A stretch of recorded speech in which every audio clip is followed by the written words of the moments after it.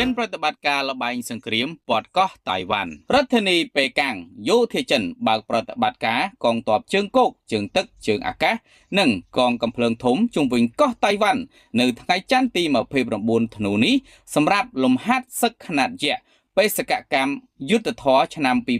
2025 គណៈកោះប្រជាធិបតេយ្យមួយនេះបានបដិញ្ញាការពារលទ្ធិប្រជាធិបតេយ្យមិនញញើតនឹងនាគរាជអាស៊ីចិនឡើយលំហាត់សឹករបស់យោធាចិននឹងរួមបញ្ចូលសមយុទ្ធបាញ់គ្រាប់ពិតនៅថ្ងៃអង្គារទី30ធ្នូនៅតំបន់ចំនួន5ជុំវិញកោះតៃវ៉ាន់មែនទែនទៅនេះជាលំហាត់សឹកជុំទី6របស់ចិនចាប់តាំងពីឆ្នាំ2022បន្ទាប់ពីប្រធានសភាលោកស្រី Nancy Pelosi បានទៅទស្សនកិច្ចនៅកូនកោះមួយនេះជាការពិតលំហាត់សឹកនេះក៏បានបង្ហាញឲ្យឃើញថាចិនកំពុងប្រើយុទ្ធសាស្ត្រព្រួញមួយបាញ់ចាប់ពីព្រោះថារដ្ឋធានីប៉េកាំងមិនត្រឹមតែគម្រាមកោះតៃវ៉ាន់ទេប៉ុន្តែក៏កំពុងផ្ញើចុតម៉ាយទៅកាន់រាជធានីតូក្យូផងដែរបន្ទាប់ពីនាយករដ្ឋមន្ត្រីជប៉ុនលោកស្រី NASA Takaichi ព្រមានការឆ្លើយតបផ្នែកយោធាប្រសិនបើចិនហ៊ានត្របាក់លេបកោះតៃវ៉ាន់យោធាចិនបានដាក់ពង្រាយយន្តហោះចម្បាំង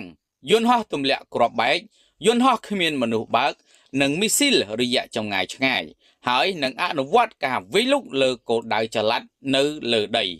យ៉ាងណារដ្ឋាភិបាលកោះតៃវ៉ាន់ដែលជាបុតប្រសូតចេញពីផ្ទៃនាគរាជចិនបានថ្កោលទោសសមយុទ្ធនេះយ៉ាងដាច់អហង្ការគួរជំរាបជូនដែរថាលំហាត់សឹកខ្នាតយក្សរបស់ចិននេះបានចាប់ផ្ដើមដល់មួយថ្ងៃបន្ទាប់ពីសហរដ្ឋអាមេរិកប្រកាសលក់អាវុធតម្លៃ11.1000 លានដុល្លារឲ្យទៅកូនកោះដែលកំពុងដោះខ្លួនចេញពីដៃមាតាបង្កើតរបស់ខ្លួនមួយនេះ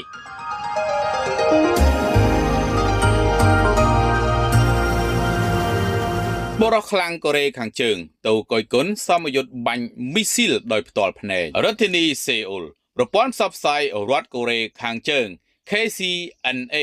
បានចុះផ្សាយនៅថ្ងៃច័ន្ទទី29ខែធ្នូនេះថាមេដឹកនាំកូរ៉េខាងជើង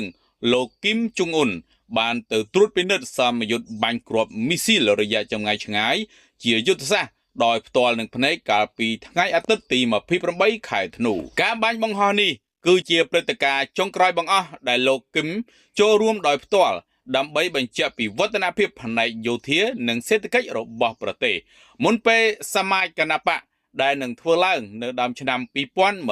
2026 KCNA បានចុះផ្សាយថាកាលពីថ្ងៃអាទិត្យទី28ខែធ្នូ